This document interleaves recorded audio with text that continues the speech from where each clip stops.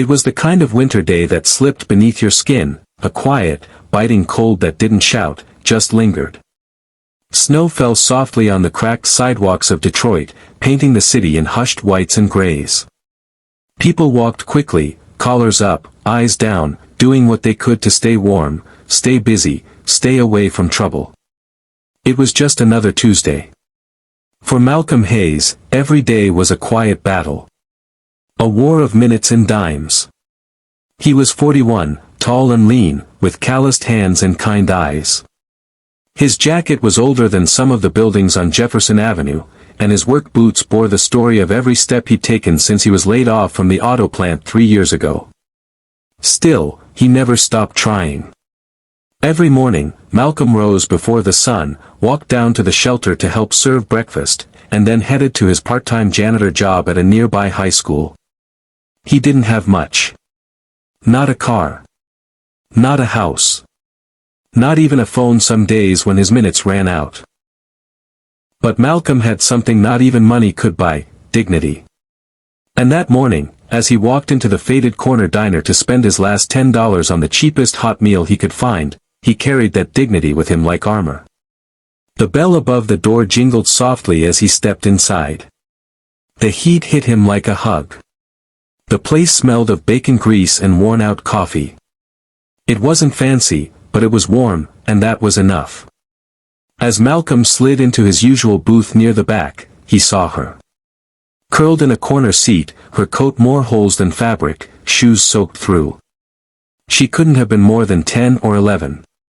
A little white girl, pale and thin, with tangled blonde hair and eyes far too old for her small face.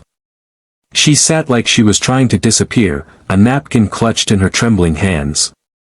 He watched as the waitress passed her by, not unkindly, just busy. Malcolm's heart ached. He knew that look, the one kids wore when they'd learned too early that the world wasn't fair. He knew it because he'd worn it once, too. She glanced at him, startled. Malcolm gave a small, tired smile. She looked away. When the waitress came to take his order, Malcolm asked softly, "Can I get 2 pancakes, scrambled eggs, and toast, and whatever she wants too?" The waitress blinked. "You sure, Malcolm? That'll run you." "I'm sure," he said, reaching into his pocket. He handed over all he had. A crumpled $10 bill and 3 quarters. The girl looked up, stunned. I don't need." "Didn't say you needed," Malcolm said gently. "Said I wanted to." She stared at him, unsure whether to trust kindness. Eventually, she whispered, "Thank you." They ate mostly in silence. Malcolm didn't ask her name. Didn't press. She devoured the food like she hadn't eaten in days, and maybe she hadn't. When they were done, he stood and gave her a nod. "Take care of yourself, all right?" She nodded. "You too." And just like that, he walked out, disappearing into the cold, unaware that the girl was still watching him through the frost-covered window. 3 weeks passed. Malcolm went on as usual. Shoveling snow, mopping school hallways, handing out gloves at the shelter when he could find extras. He didn't think much about the girl. Not because he didn't care, but because caring had never been about reward. Until one Thursday afternoon, when everything changed. He was walking home from his shift, passing the same diner, when a sleek black SUV pulled up beside him. The windows tinted. The kind of car that didn't belong on his street. The passenger door opened, and a tall, clean-cut man stepped out, wearing a navy coat that probably cost more than Malcolm's yearly wages.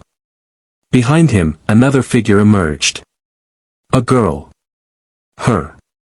Only now, she looked different, clean, warm, safe. Her hair was brushed, her cheeks fuller. But it was her, unmistakably. She ran to him before he could even register what was happening. "You remembered me," she said, smiling wide. "You saved me."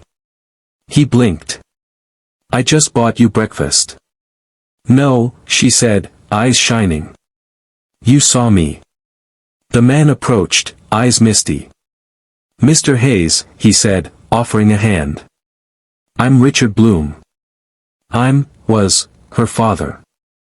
Malcolm stared at him, confused. "I'd been looking for her for weeks," the man continued. "Emma ran away after her mom passed. She couldn't handle how distant I'd become. I was lost in grief, in work. I didn't even know how bad things had gotten for her. She wouldn't answer calls. No one knew where she'd gone. Until she came home." Emma nodded. "I came back because of what he did," she whispered, pointing at Malcolm. "I thought the world didn't care. That I didn't matter.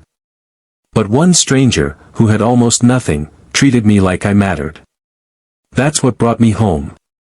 Malcolm was speechless. Richard smiled. "I run a non-profit for at-risk youth in Chicago. And now, we're expanding. I want to offer you a job. Full-time. Head of outreach. Benefits. Housing. Whatever you need." Malcolm took a step back, overwhelmed. "Sir, I'm just a janitor." "No," Richard said, "you're a hero. And we need more men like you." Months later, Malcolm stood in a brand new office in Chicago, dressed in a sharp blazer someone else had insisted he wear. Outside, kids played in a snow-covered courtyard, safe and warm.